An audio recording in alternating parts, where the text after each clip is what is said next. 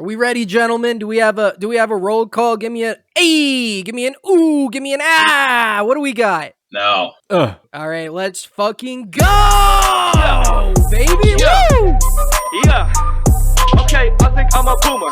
I think I'm a zoomer. I think I'm a doomer. Damn, I'm Mike a Zoomer. Okay. It's happening. E-double-G. It's fucking happening. I-T-E coming with the heat. I stay fooling with my Welcome to the Grillcast, the only podcast in the whole entire world dedicated to radical centrism. I am your host, Orion. Joining me as always is Micah. What is going on, big guy? I'm doing all right, man. It's good to be back. Thank you for the prompt response. And we have a very special returning guest, the third man, Marcy. What is going on, my guy? What is good? Life's pretty good, man. It's good to be back on the show. Happy to be here. Absolutely. Especially for this episode. A massive episode. My Grillas, what a week. Here, let me cue this up really quick. This is really important. I have some background music to go with this little ditty here. My God, the happenings are upon us. My Grillas, the GOP primary debates are in full swing as the strongest and most capable candidates converged in Milwaukee to hash out their visions for the future and make their case as to why they are, in fact, the epic red pill Chad, and the other contenders are, in fact, the gay cringe soy jack. In this hollowed hall of debate, the greatest leaders duke it out to establish their intellectual prowess and demonstrate their testicular fortitude to the country. Nay, the world at large! For you, my loyal grillers, I've gathered some of the all-time greatest moments of this monumentous occasion. We will be dissecting them, examining the merits of these candidates and their message, and determining once and for all who is the next candidate for President of the United States of America! So, basically, they're there to convince us that they're not wholly and completely irrelevant and can take Trump's place. Yeah, which is a hard sell. Which is a pretty hard sell. Well, no, I look forward to it.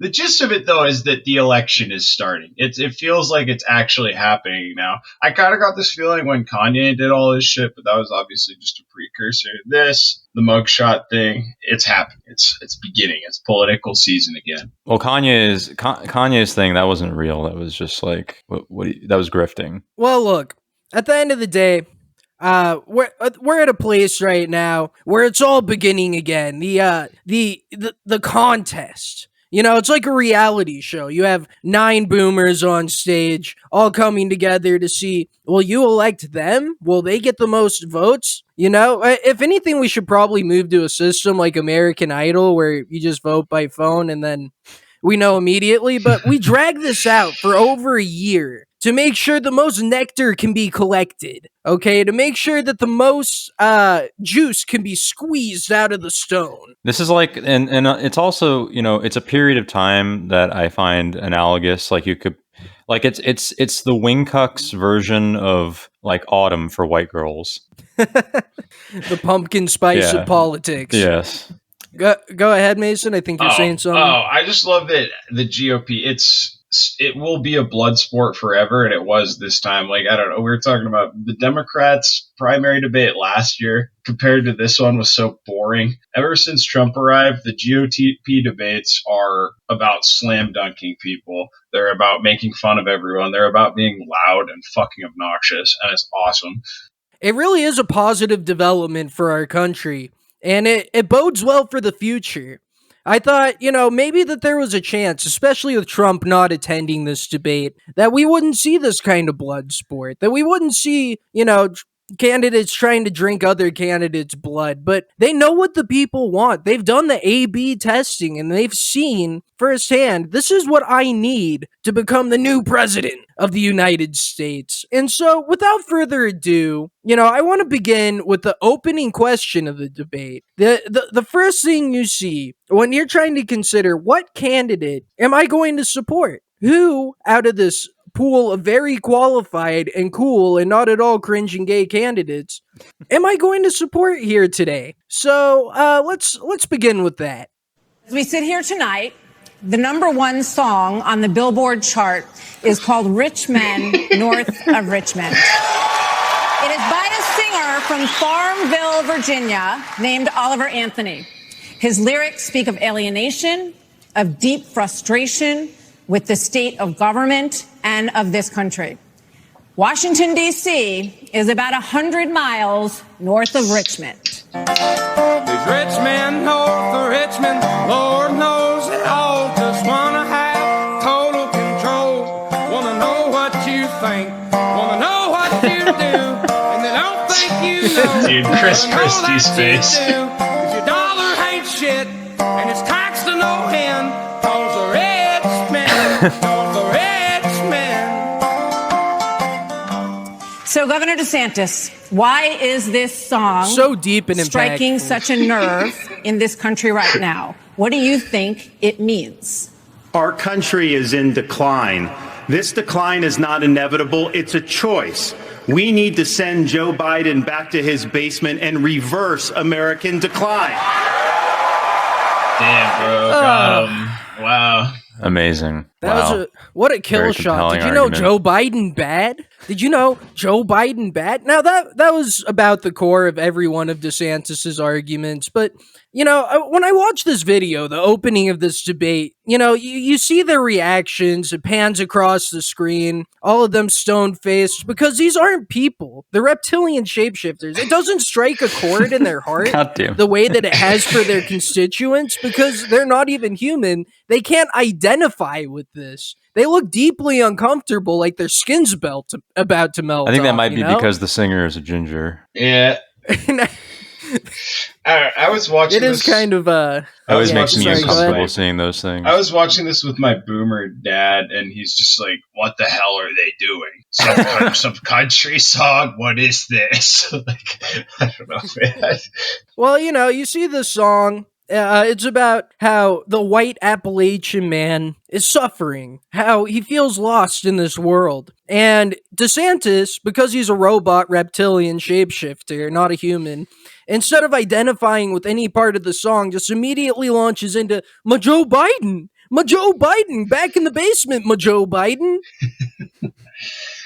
It's, you know, it's kind of telling. And you know, a big part of that, why they're so uncomfortable, I think, is because they have an inkling of the knowledge that this song is about them as well. You know, it's not just the Chuds have adopted this song; they've Except taken it Vivek. into their hearts. Except Vivek, except him. He That's was. right. I think he just grins when he's uncomfortable, and I'll show that in later clips. But you know, I want to play the second video of Oliver Anthony, the songwriter, shown here, reacting to his song being played on Fox News for this gaggle of reptilian shapeshifters. You know, like, it was funny seeing my song in the. It was funny seeing it at the presidential debate, because it's like I wrote that song about those people, you know. So for them to have to sit there and listen to that. No, that it's cracks about me Joe up. Biden. Shut up. But it was funny kind of seeing the response to it. Like, that song has nothing to do with Joe Biden, you know. It's a No. lot bigger than Joe Biden.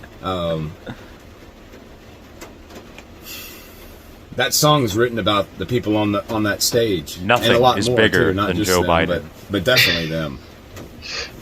That's Bidenflation there, Micah. It's cool seeing some of my other music. Look, I feel bad for this guy because, you know, his song breaks out. It's this big hit single. A lot of people identifying with it.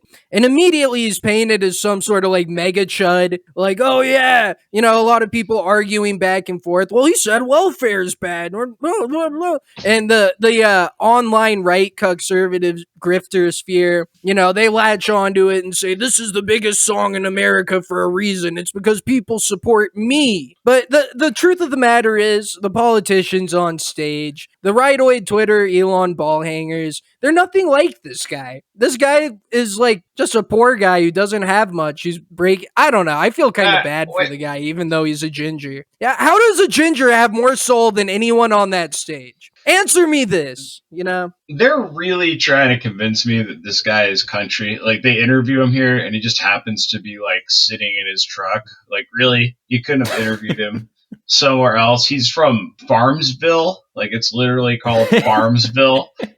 And then It's an odd. You're saying this is an odd. As far as I'm concerned, the entire East Coast, you're not really country if you're on the East Coast. Aren't there like a trillion people over there? Like, I don't know. I don't really have I'm just, like, how country are you really? Yeah, I do like gatekeeping, so I will agree with you there. You know, this guy could be a reptilian shapeshifter too, but I feel like if he was, then he would just, accept the pats on the ass from all these people and say, yeah, I'm fighting for your freedom. This guy has taken a hardline stance against that sort of thing. He's said his song is not political, and he said that his politics are dead center. So I have to assume, I have to take his side in this matter, because I have to assume that, he's not allowing himself to be co-opted for their purposes.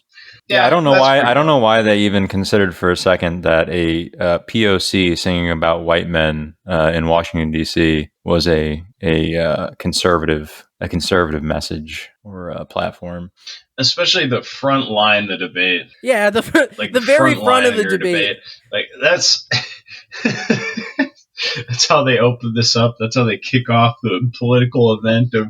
Like at the next Democratic presidential primary debates, they're probably going to give their opinions on the messaging of the latest Nicki Minaj hit. And, okay, just imagine for a second with me if in 2020 the Democratic primary debates had opened with them playing "Fuck Donald Trump" by do you remember that rap song? Used to play at a lot of parties in college. Like, how do you feel about this? This was number one on the charts. Like, how do you feel about this? Yeah, I think that hopefully the Democrats do something cool like that next time. All right, the recording just got dropped there. We're going to have to pick it back up. Sorry for the interruption and the delay. Folks, Vivek, the Indian man on stage, he was under big attack. Every side, people coming at him. Big attack. And, he was under a big attack. Okay. No, not a small attack, not a medium attack. The whole panel converging to destroy him. And so I have a few clips highlighting all of this. And I'll start off with one Michael Pence versus Vivek. Because, the theme of this debate that I noticed, it was Vivek versus the world. And I think the reason they went after him was because he's doing the, I'm an outsider, guys. Like, look at me. I'm just like Trump, but Indian. And probably also because he's young. He's 38 years old, which is like 20 in Indian years. I don't know. And like brown. Indians kind of, and brown. Indians kind of have a thing like dogs where they're like human age, but then they also have like a different age. Do you get what I'm trying to lay down? I get what you're saying. I feel like Mike Pence in particular can't stand him because he's brown. Like, normally when people are like, this candidate's racist, I'm like, I don't know, but Mike Pence, yeah. He's definitely not down with the brown. Mike Pence is not down. Guy's from with fucking that. Indiana. Why is the help on stage? Yeah. But so in this clip, the difference between him, Vivek, and the old guard, it's pretty thoroughly illustrated. So I'll just go ahead and play that clip and give some insightful commentary to help you decide how to feel about it. Vivek just starts talking. Mike Pence pans over to him. What's that smell? All right, let's go. We're in the middle of a national identity crisis. And I say this as a member of my generation. The problem in our country right now, the reason we have that mental health epidemic, is that people are so hungry for purpose and meaning at a time when family, faith, patriotism, hard work have all disappeared.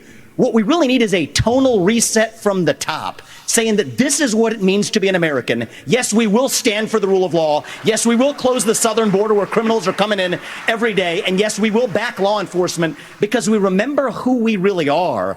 And that's also how we address that mental health epidemic in the next generation that is directly leading to violent crime across this country. Governor DeSantis, really quickly. Mike Pence is pissed to hear this. Look. So Vivek, he's clearly trying to appeal to the "Where my country gone?" The like culture war rightoid thing with his campaign. And it's something that's particularly appealing to the younger generation of conservatives. It's not even a younger generation of conservatives thing. I feel like that resonates with like a younger generation of Democrats too. This whole idea that it's like a lost generation, we don't have our cool World War II to die in or anything like that.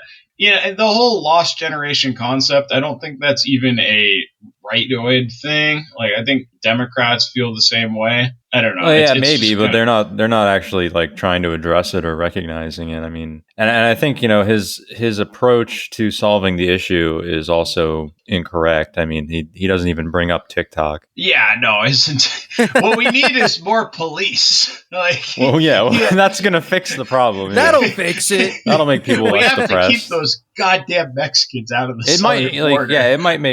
It might make me less depressed to have like a Judge Dredd on every street corner, but I mean, the average American, they need a little bit more help. Yeah. It is definitely a younger generation thing to feel, oh, we're the lost generation, like no one understands me, the world's dumb and gay, but like, when boomers hear this, and Mike Pence, the king of the boomers, really, he shows his disdain and really represents them as a generation by attacking this concept that millennials and Gen Zers are like stupid and depressed and like don't know, what the fuck they're gonna do with their lives. It really hurts them on a base level because it was their fault. So this next video, I kind of want to show, how the boomer interprets the result of their own actions. We don't have an identity crisis with that. We're not looking for a new national identity. The American people are the most faith-filled, freedom-loving, idealistic, hardworking people the world has ever known. We just need government as good as our people. Well, Mike, I think the difference is you might have, some others like you may have on the stage, it's Morning in America speech. It is not Morning in America. We live in a dark moment, and we have to confront the fact that we're in an internal, sort of cold cultural civil war. You are a failed government in Washington, D.C. We just need government as good as our people again. So let me just finish addressing that slogan, because I don't know what that slogan means. We need to shut down the administrative state. That's actually how we translate it. Crime has been on the rise in Florida, Governor DeSantis. So it's really like the dumbest boomer shit you can ever hear. Like, everything's fine. Americans are doing great. Have you looked around, Mike? Americans are doing great. Have you ever gone to a fucking Walmart, Mike Pence, and seen all the planet-sized grease balls scooting around in their rascals? Have you seen that? Americans are fatter, stupider, and more poor than they've ever been before. It's absolutely the boomers' fault for fostering a culture that's resulted in this. And rather than face that fact or confront it, they say, oh, we're all doing fine. We just need to elect me to be president. That'll fix everything. No, the problem is so much deeper than that. Yeah, I feel like Mike Pence is definitely in the camp of, if you just believe in Jesus and you start a small business and buy a lake house in the Carolinas and elect me as your president, then you'll be happy. You can just see how angry he is because he literally has no idea what Vivek is talking about. He doesn't get it at all. He's like, what? Huh? That's the standard boomer response, dude. Like, when they hear that, they get angry because it's so far removed from their boomer experience. And why are you so upset? My stock options are great right now. Why are you so? Yeah, no shit. And speaking of fat and dumb, Chris Christie also went on the attack against Vivek. He was up there. I have to give Chris Christie credit on one thing. He was a real firebrand up there. He was picking fights. He was shitting on people. Unapologetically shit on Donald Trump for getting arrested, even though the rest of them, sucked up a little bit, just a little bit. They rode the fence a little bit. But if you put Chris Christie on a fence, that fence is going to break. That's not an option for the man.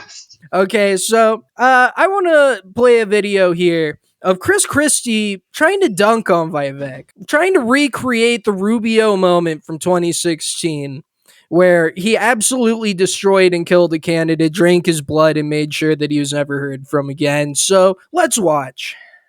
I'm the only person on the stage who isn't bought and paid for, so I can say this. The climate change agenda is a hoax. The climate change agenda is a hoax, and we have to declare independence for it. And the reality is, the anti-carbon agenda is the wet blanket on our economy.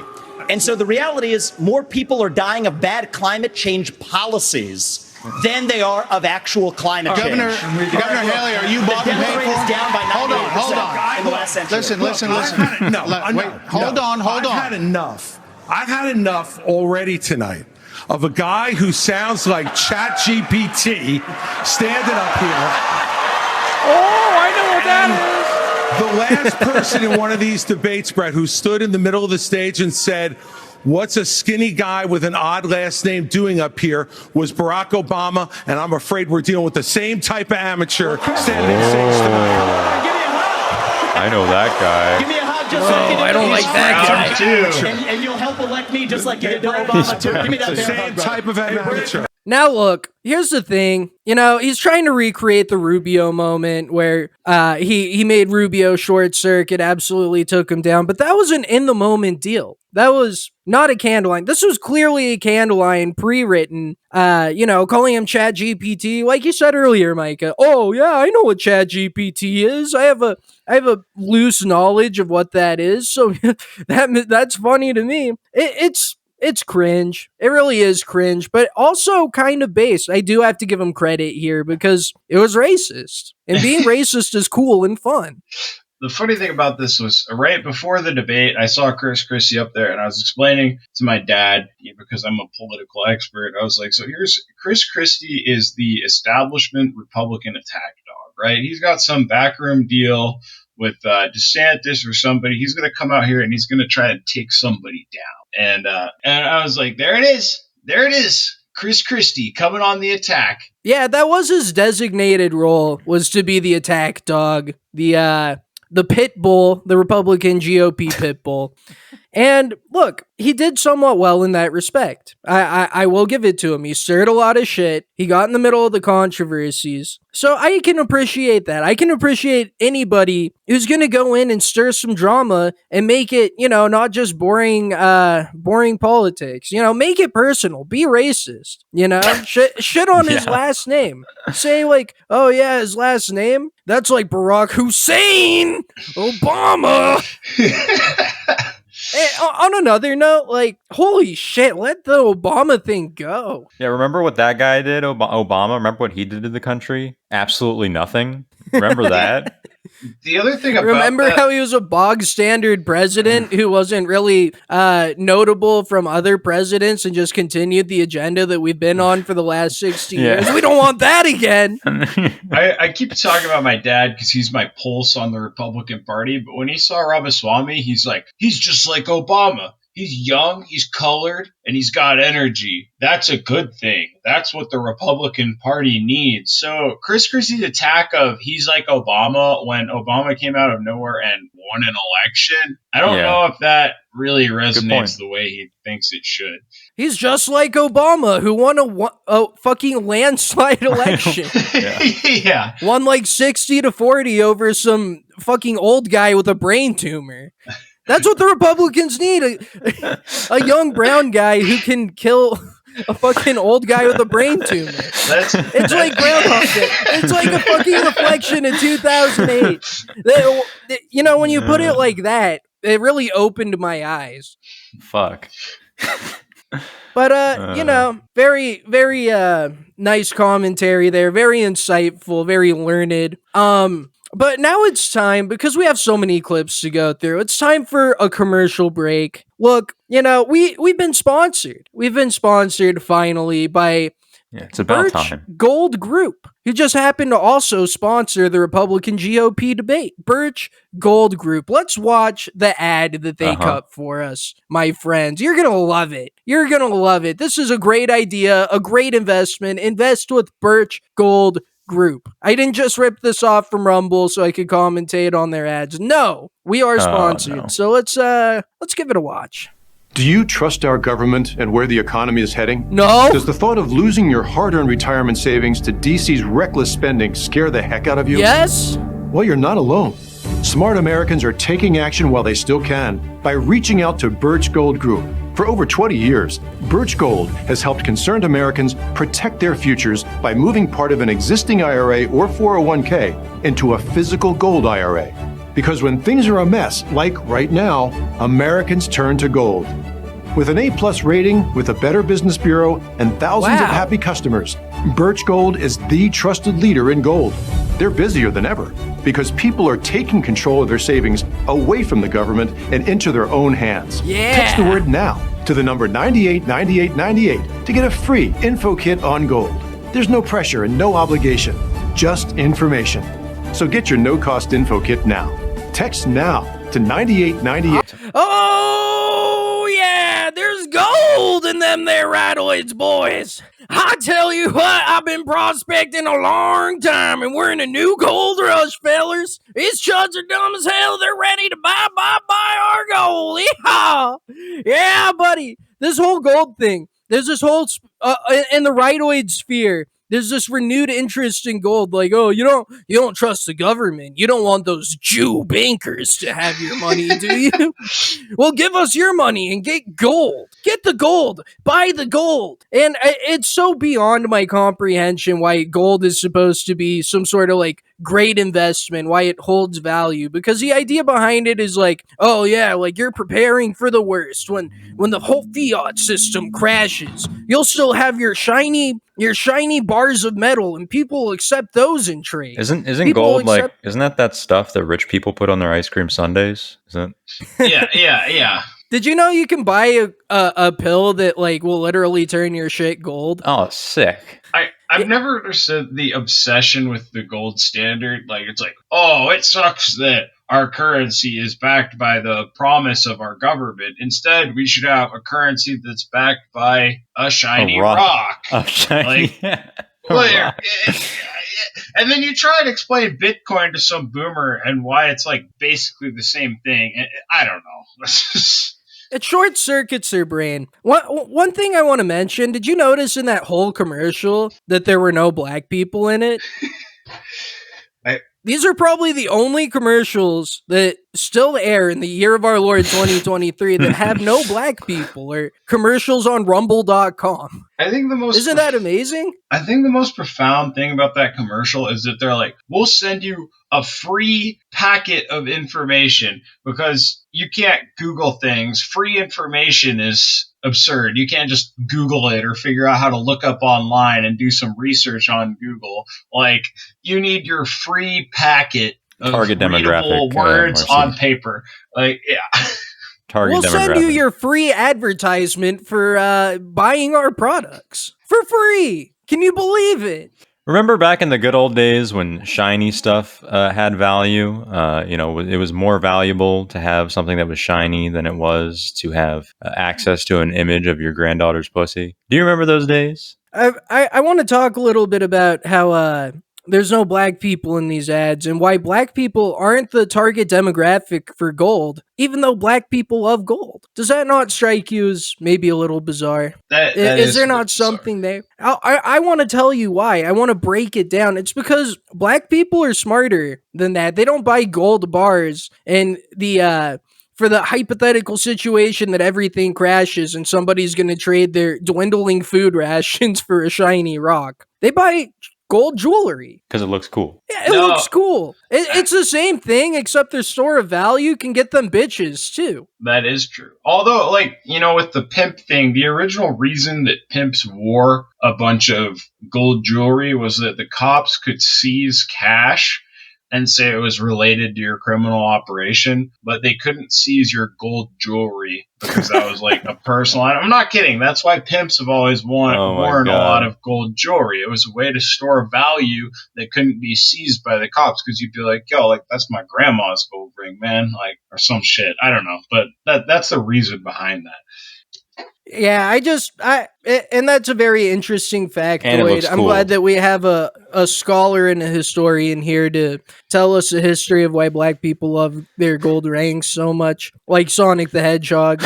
But, but now back to our debate coverage. Vivek is still under attack, my friends. Now it's Nikki Haley. Woman. Nikki Haley, woman, gets on stage. For some reason, they let the secretary up there, told her she didn't have to answer phones anymore, that she could go and, spit some Run fire for or whatever. president, quote unquote. Yeah, it's laughable. Everyone knows it's laughable, but she actually dabs on Vivek pretty well. I would give her the dub in this situation. Now, I want to play her first clip where she denounces the evil Pootler and explains exactly why Vivek is wrong for saying, maybe we shouldn't spend all of our money over to these foreign countries. We're not getting much in return for it, because he is actually wrong about that. Let's watch it and break it down. A win for Russia is a win for China. We have to know that. Ukraine is the first line of defense for us. And the problem that Vivek doesn't understand is he wants to hand Ukraine to Russia. He wants to let China eat Taiwan. He wants to go and stop funding Israel. You don't do that to friends. What you do instead is you have the backs of your friends. Ukraine is the front line of defense. He's got his own version of wrong. Once Russia takes Ukraine, Poland and the Baltics are next. That's a world war. We're trying to prevent war. Look at what Putin did today. He killed Prigozhin. When I was at the UN, the Russian ambassador suddenly died. This guy is a murderer, and you are choosing a murderer over a pro-American country. So here we are with the, Pootler bad, Pootler evil, that rhetoric. But I think it's actually a base take because, if you read between the lines there, she actually appraises the situation pretty accurately. The rhetoric of, Pootler evil, bad guy, literally Hitler. It's aimed at convincing the mouth-breathing class to support war. But what it comes down to, what every politician who supports this wants to do, and what's actually best for all of us as a country, is maintaining geopolitical dominance. Yep. Asserting yourself as a world superpower. It's absolutely the best case scenario for us to do that. And the way that you get the support for it is by saying, oh, well, the other guy is actually ontologically evil. They're insane. They're bad guys. They're communists. They're whatever works, whatever you can paint them as to garner the support to continue these wars. Well, that's all fair and good, and maybe I would have been able to catch some of that if her droning voice didn't cause me to fall asleep halfway through. It gets a lot worse. Her next point, when her and Vivek start arguing, she becomes so naggy that I couldn't listen to it. But her point here, this is where Vivek lost me, because, the idea of we shouldn't be paying for Ukraine is actually retarded.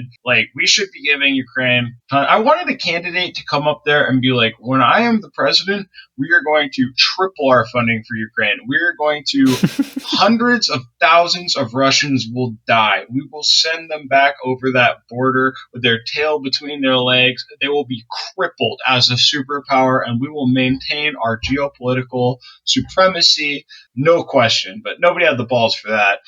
Yeah, it would have been nice, for someone to just say, look, here's the deal. This guy isn't, they're not more evil than we are. We're the same amount of evil. None of us are the good guy. It's just, it serves us well to keep these other people down. We want to be the best. If you want American exceptionalism, then we have to go to these other countries and cripple them. We have to hit them in the kneecaps. We have to be dirty about it.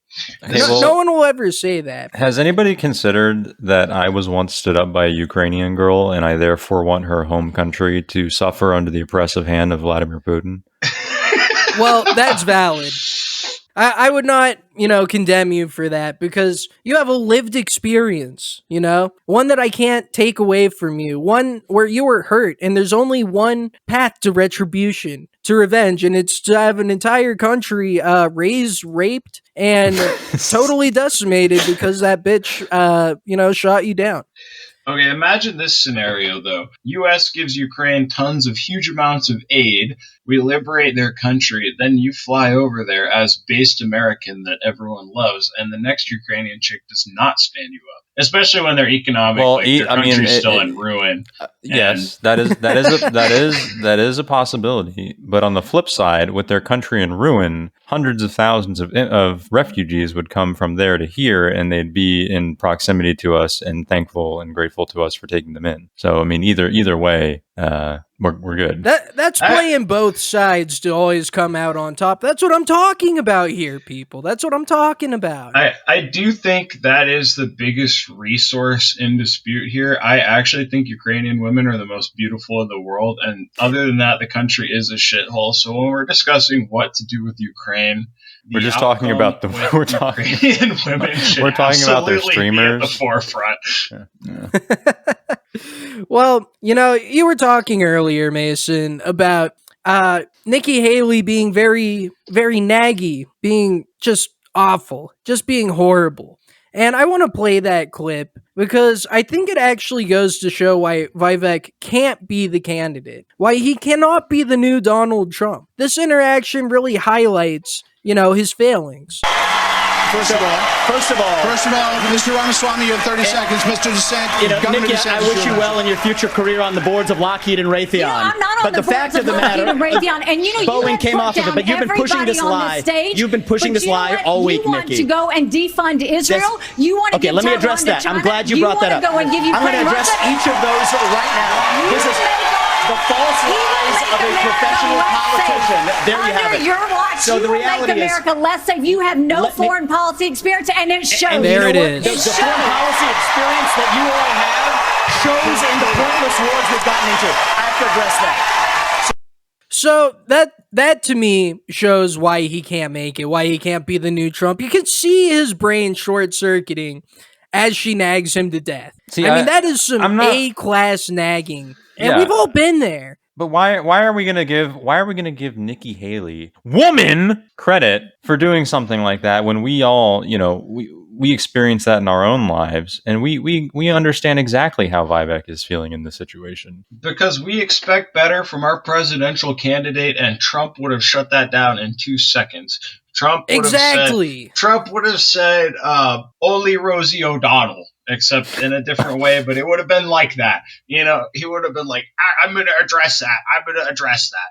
Right. Yeah, the way he came across was that he's trying to lay down some facts and logic. He's trying to say, no, let me get in here. I'm going to give you a source. I'm going to give you a source. And he's just getting absolutely stonewalled by this squawking broad. And, because that's why my confidence went to the fucking toilet for him after seeing this. Because if he can't even tell an annoying woman to shut up, how can he lead the free world?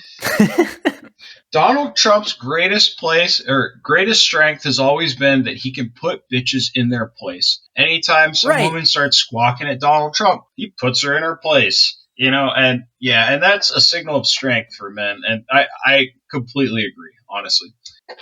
That's fair. So, I'm not praising Nikki Haley for this necessarily, because I would never praise such behavior, but it was his inability to deal with this that brought us to this point. So, he's unable to respond for his 30 seconds. He's getting stonewalled. He's getting blown the fuck out.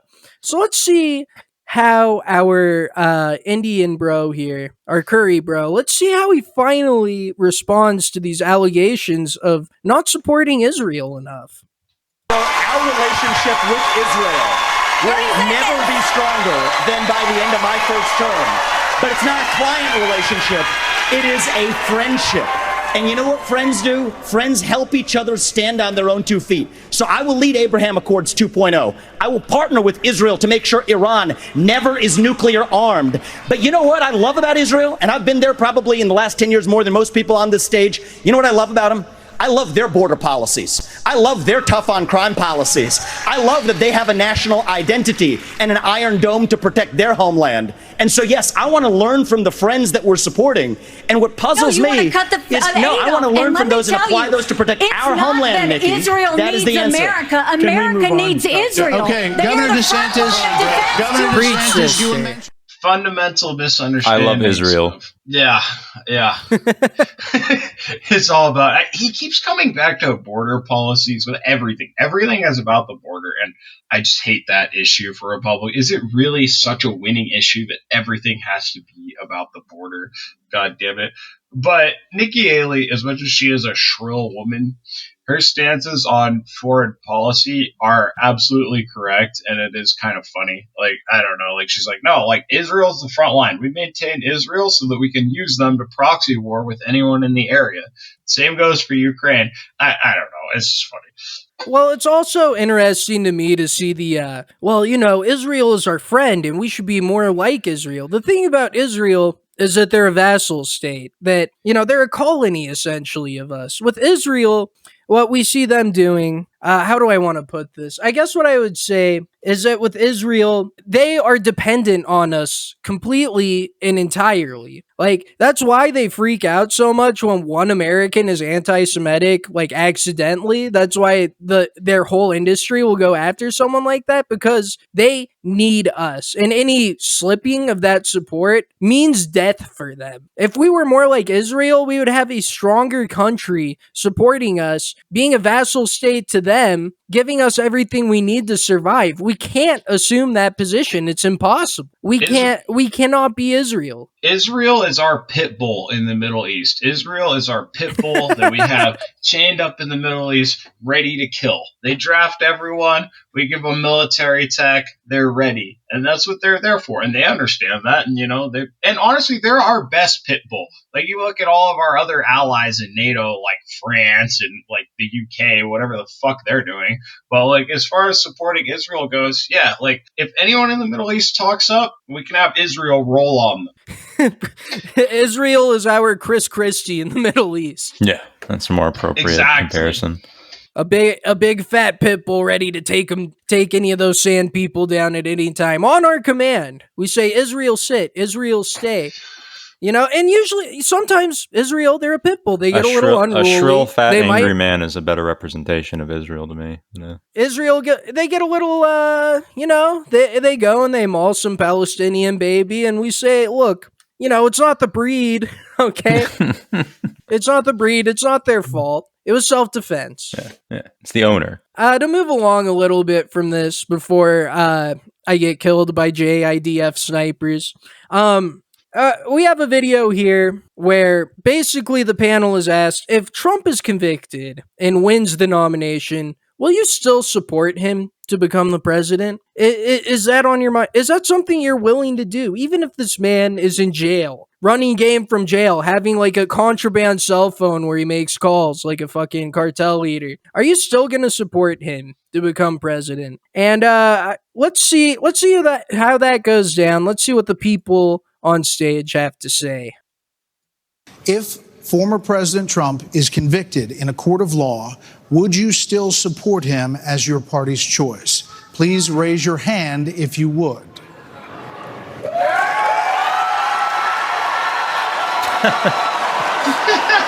Fucking Ron looks over.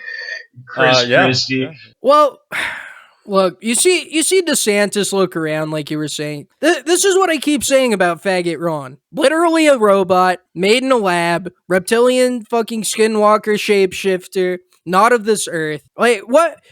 There's no better representation, really, of that fact than seeing him look around, see what the consensus is, and really hearing the cheering. Once you hear the cheering when Curry Bro raises his hand, the others to the right of him raise his hand, then he raises his hand, but he has no actual convictions.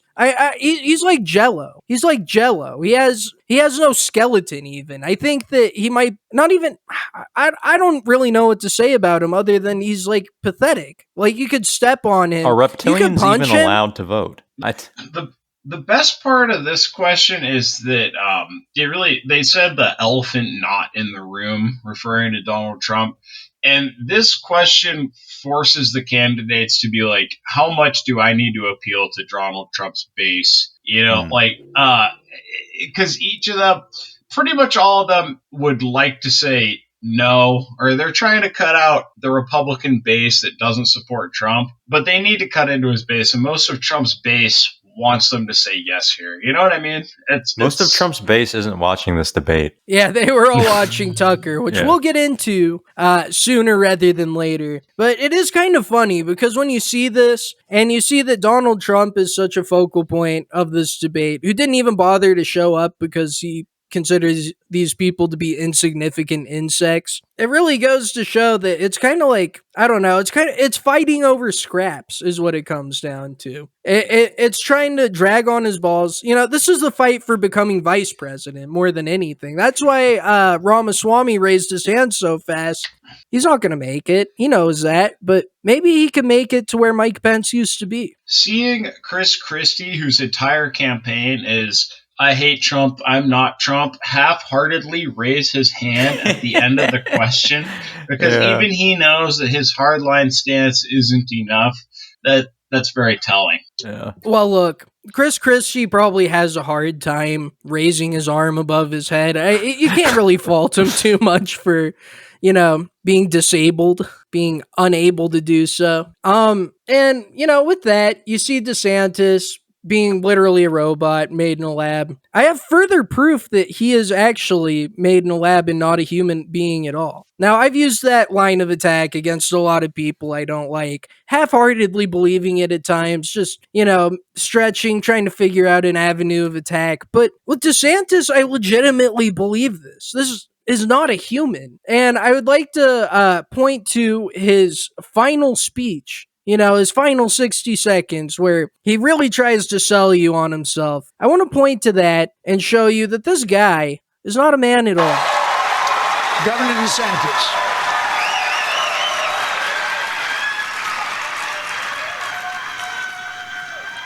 Look at this.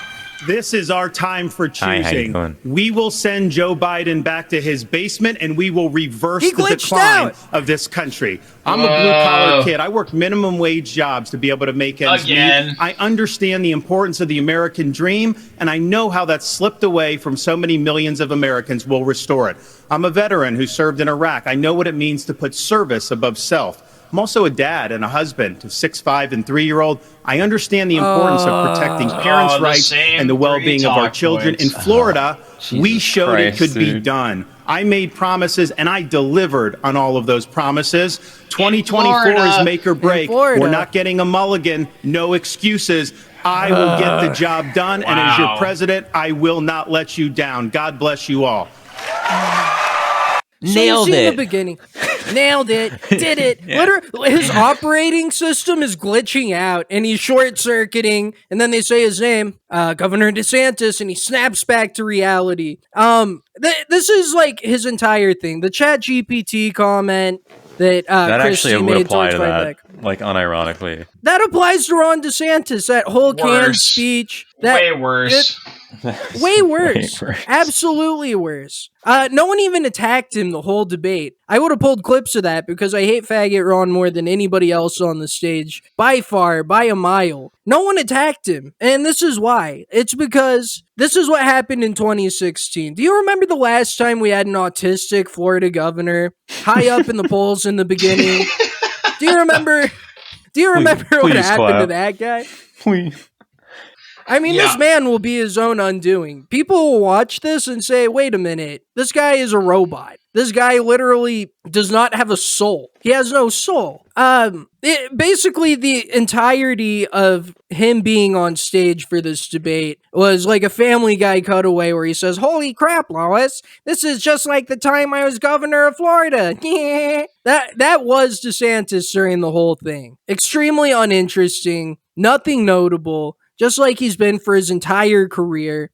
And I cannot wait to see him crash and burn and never be heard from again, hopefully. He seems to think that he's Trump here, where he can just sit on the side and say some canned lines and have his cronies that he promised fucking cabinet positions attack people for him. And, I can look presidential by not mixing it up in the debate. And that is a fundamental misunderstanding of where he actually is. He needs to win these debates. Like, just sitting on the side and literally repeating himself, he's going to lose the primary. People These like debates me. matter. You can't do that. Like, people like you, they don't like you enough to vote for you over Trump. Like, Trump can sit out this debate because, and at the same time, Trump's also doing shit right now. He just released his mugshot. He did his Tucker interview. Like, he's sitting out the debate, but he's busy. No. I actually think This is the end of Ron DeSantis. It's over for him. Right, because the reason that Trump was able to sit out, Ron DeSantis essentially sit out the debate. He brought nothing new. He brought nothing of value. The reason Trump was able to do it, like you said, is because he didn't want to grace these bottom feeders with, the legitimacy of him appearing and mingling amongst them. He didn't want to grace them. It would be like if Trump had run in 2016 and he got up on stage and was like, I was the host of The Apprentice. I had billions of dollars. Remember Holy me? crap, Lois, remember that time I was running The Apprentice? No, that wouldn't have worked out. And that's not what the modern Republican voter is looking for. They want blood to be drank. They want somebody who's going to go up there and take scalps. And he's unable to deliver on that because he's not a human, because he's a robot, because he's not programmed for that. That wasn't uploaded to his software. It doesn't work. It's funny, too, because I was pissed about Trump not coming back to the debate stage. But on reflection, I mean, like, if Trump had been here, all it would have been was, I mean, the debate already was at least half about Trump, right? But if Trump was there, it would just be people attacking him. Instead, Vivek's getting the attacks. Like, I think his move to skip this, especially when he knew his mugshot was dropping and he had his interview on Tucker, I think his move to skip this was top tier. It just sets him aside from the candidates. It says, I'm the final boss. I'm not even close to on your level. I am Super Saiyan ascended, and like you guys are Super Saiyan. It was as the Trump people like to say, it was 4D chess. It really was, with the mugshot, with the Tucker interview. He stayed above the filth. He stayed above them. And he really showed that this is, this is a contest for second runner. This is a contest for runner-up, debasing themselves, going up there and, making themselves look retarded.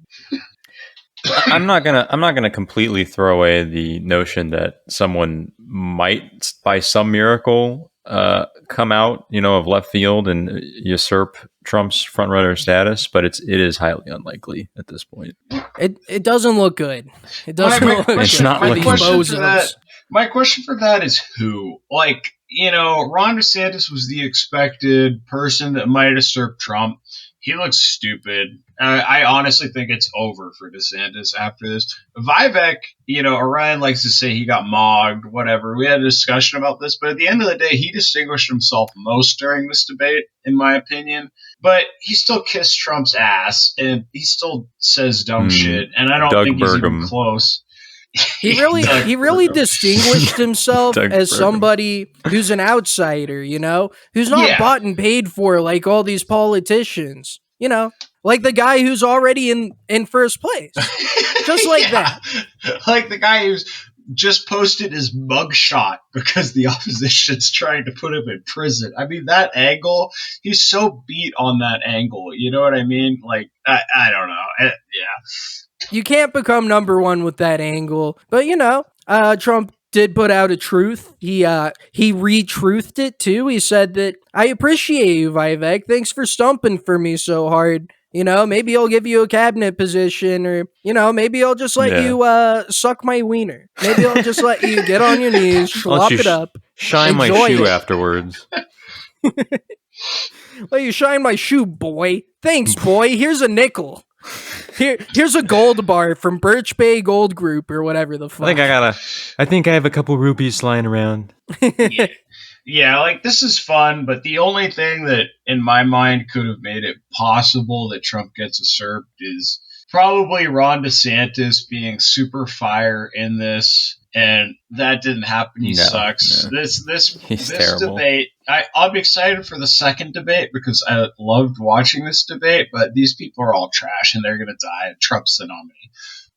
Yeah, I think that's the takeaway that any full-blooded radical centrist would take away here. I think that's the final conclusion. The Grillcast analysis. Yes. On our 2024 candidates. And, we mentioned that Donald Trump, he wasn't here. He didn't grace these insects with his presence because he was busy with Tucker, the good old Tuck, off Fox News, onto Twitter, doing his own thing. And they had a conversation. Now, Tucker is a bit unleashed now. He's no longer constrained by Rupert Murdoch and his his whims and wills. No, he's able to say what's really on his mind. And so I just brought in a couple clips from that where Tucker actually confronts Trump about the Jeffrey Epstein suicide, murder, whatever you want to call it. They have a little bit of a disagreement here, but it's an interesting dialogue and one that I would like to dissect with you, the viewer, today. Do you think Epstein killed himself sincerely? I don't know. I will say that, he was a fixture in Palm Beach. Yeah. I don't know what Barr said about it either. I have no idea what he said. What did he say? He killed himself, probably? He said he killed himself and that they were going to do this investigation. They never did the investigation. It's never been public. Well, and they hid it. And why are they doing that? And clearly Barr knew. But why would Bill Barr be covering up the death of Jeffrey Epstein? Bill Barr didn't do an investigation on the election fraud either, okay? He said he did, and he pretended he did, but he didn't. Do you think it's possible that Epstein was killed? Oh, sure, it's possible. I mean, I don't really believe. I think he probably committed suicide. He had a life with, beautiful homes and beautiful everything, and all of a sudden he's incarcerated and not doing very well. I would say that he did. But there are those people, there are many people, I think you're one of them, right? But a lot of people think that he was killed. He knew a lot on a lot of people. He was killed. You think so? So we have this little back and forth here. Trump doesn't want to say that he did kill himself. He doesn't want to go that far. And it begs the question, why? Why wouldn't Trump embrace this line? Is he being honest? Does he not believe that happened? Does he see it as some big conspiracy theory? He has to be more privy to knowledge on it, having been the president at the time when this went down. Yeah, the idea that he did not know anything about what Barr had said on the issue is ridiculous. He's certainly playing an angle. I just don't know what it is. To pretend that maybe he did just kill himself. That's a little. He doesn't want to alienate the non-conspiracy theorist crowd. Look, that is pretty presidential to not want to alienate the pro-Epstein crowd. Epstein's a conspiracy where I feel like you're not even just talking about the conspiracy crowd. I mean, I think most people, maybe I'm totally out of touch here, but I don't know. No, you're right. He's trying to hide his crimes. Very well could be. But look, when he's asked about this, I cut 30 seconds where he talks about, Barr didn't investigate the election fraud claims either. He tries to change the subject. And then, Tucker brings it back a little bit. Tucker, why are you doing this to me?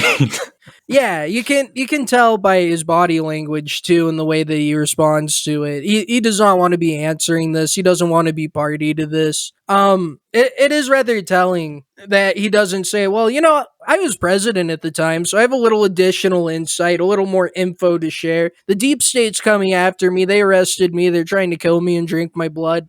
So here, have a little bit more. Have a little bit more. That'd be red meat for his base, for the Republicans in general.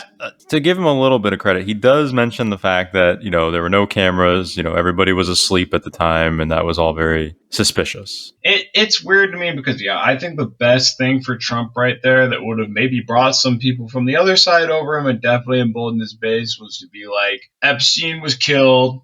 Here's some weird shit. I absolutely think that there's a ton of people involved. He could have been like, these Democrats are totally involved. I don't know. If he just flat out, if he just came out flat out, just said it was demons phased to the walls of the prison and dragged Jeffrey Epstein into hell, directly into hell, his soul out of his body, I would have been like, okay, I'm with this. That definitely sketches me because that's why the cameras went off. That's why everybody fell asleep. I don't see how it's beneficial to him not to do that. I mean, he's worried about. I don't think independence would be. I don't think anyone's getting that. I don't think he's alienating independence. I think politically his best move there is to go balls to the walls on it, and he doesn't, which is weird. Well, I don't think it's so weird if you consider that there may be conflicts of interest on his side. But, it goes on a little bit more than that. Tucker kind of continues on. I'll give Tucker credit here. He doesn't just let it go. He doesn't softball it. He continues on. I think the closer you look, I'm not a conspiracy person at all. I believe everything I hear. But yeah, the closer you look into it, I mean, the Attorney General of the United States, your Attorney General, clearly lied about the Epstein death. Yeah, and he was. Why? He was certainly. It wasn't well done. They had no cameras. They had no anything. Everybody was sleeping, and a case could be made. Look, I'm not going to get involved in it, but I can tell you, a case could be made either way. But it certainly wasn't the most well-run place. So, is it not a little bit weird that Donald Trump, the guy who's known for being a firebrand, fence sits this particular issue, probably the only issue that he ever fence sits. Like this particular I don't have an opinion. I don't have an opinion. It wasn't a particularly well-ran place. Our maximum security prison, the greatest in the United States, was not particularly well-ran. Yeah, no.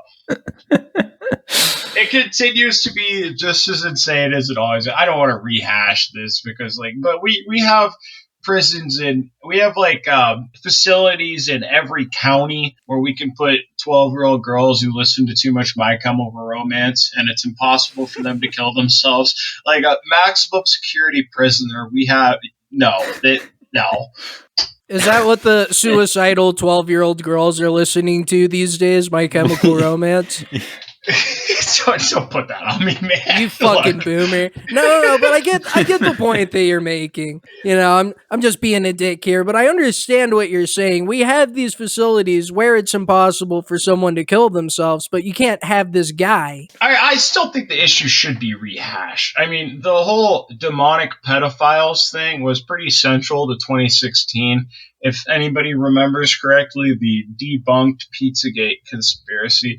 But the entire idea that our government is run by demonic pedophiles, and then suddenly we have this. Look, I get that this is totally going to get brushed by the wayside. Everyone just it's just like Snowden. Everyone just accepts that yes, they are demonic pedophiles. We have other issues to address, but I do feel like it's worth talking about, even though it won't be. Well, that's kind of what's interesting is, you see this clip being shared around and it's like, look, Tucker talked about it to Trump and they talked about it. I saw a lot of people saying that Trump agreed that Epstein killed himself, as a headline. And then, he absolutely doesn't. No. Yeah, it is kind of just one of those things that at the end of the day, it's like, are we going to rehash this forever? Or are we just going to know that they lied to us and well, that's a year old now. So we have new stuff to talk about. We all know. I don't know. Everyone knew the whole time and it's not a big deal. Yeah, no shit. So it might just be one of those things that, it takes 50 or 60 years, like JFK, it's just going to be one of those, like MK Ultra. Our grandkids will get to know the truth about an old Jewish pedophile from the, early 21st century. That's the thing, time heals. Time heals everything. Including those children on Epstein Island. Time makes crimes irrelevant. So Tucker goes on and asks, you're obviously, a big deal. Don't you think the intelligence agencies are going to try and kill you? I mean, he's going full red pill here. I want to play that video and show Trump's reaction to that information. So the reason I'm asking you is I'm looking at the trajectory since 2015 when you got into politics, for real, and then won. It started with protests against you, massive protests, right. Organized protests by the left, and then it moved to impeachment twice, right? And now indictment. I mean, the next stage is violence. Are you worried that they're going to try and kill you? Why wouldn't they try to kill you, honestly? They're savage animals. They Yes. are people that are sick, really sick. So yeah, he's basically just why are you saying this? Stop giving people ideas. Holy shit, what are you doing? Go ahead. Well, Tuck, they're not going to try and kill me because I didn't just spill the beans on Epstein. Yeah, exactly. Yeah, no shit. Yeah. I mean, maybe that's part of his insurance policy, right? If he doesn't drop it all, maybe they don't kill him. Maybe he has a dead man switch. Maybe he has something like that. Maybe he unironically thinks that all the people in the CIA or FBI or whatever actually like him. They're they're fond of him. Yeah, they get along well, I took them out golfing, you know. There is actually a clip. I didn't grab it because I knew we were going to be running super long. I didn't want to go for 2 hours. But where Trump is talking about the intelligence agencies with Tuck, and he's like, they're not all bad people. Most of them actually good people. I have a lot of friends there, a lot of good guys. Yeah. It was just Christopher Wray or whoever the fuck, Comey, yeah. They're not gonna kill me. Yeah, they're not gonna. They wouldn't do that. That's not like them. We're bros, dude. Come on. Yeah. God, that would be some shit if they did. Holy fuck. I mean, I don't know who the rightoids would rally behind, but like if Trump got sniped through the dome, I don't know. I mean, where do we go from there?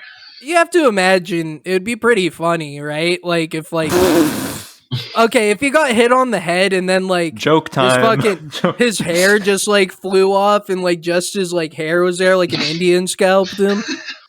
I mean, that'd be jokes, right? Where do we go from there? Like, does Vivek like come out and be like, they killed Trump and I'm gonna continue his legacy? I don't really see another workable option, but someone would have to step up and they would win the Republican primary just by being like, they murdered Trump and I stood by him. It's a crazy timeline to consider.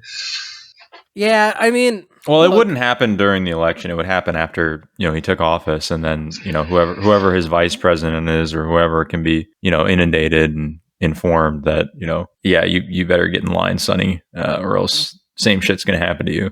Look, I don't want to wish that this would happen. I don't wish death on anybody except for people who minorly inconvenience me in my day-to-day life. But it would be really interesting and kind of cool. Yeah. Don't go do it. Don't go do it. No. Yeah, we're you know what? That's what I was just thinking. This country's due for a presidential assassination. It's been a long time. Overdue by far. It's like an earthquake, it has to happen sometimes. That's at least an attempt. I mean, come on, guys. Can you imagine how competent the Secret Service must actually be? There's no way that there were, 300 million people in the country, a lot of them totally wigged out. There's no way at least like 50 people didn't try and murder Donald Trump. But I get that they're not bringing their best. You know what I mean? Like, they're not sending their best. No. But the Secret Service must be ridiculously competent to keep every terminally online idiot with a 308 from killing the president. Yeah, for the Secret Service. Yeah, honestly.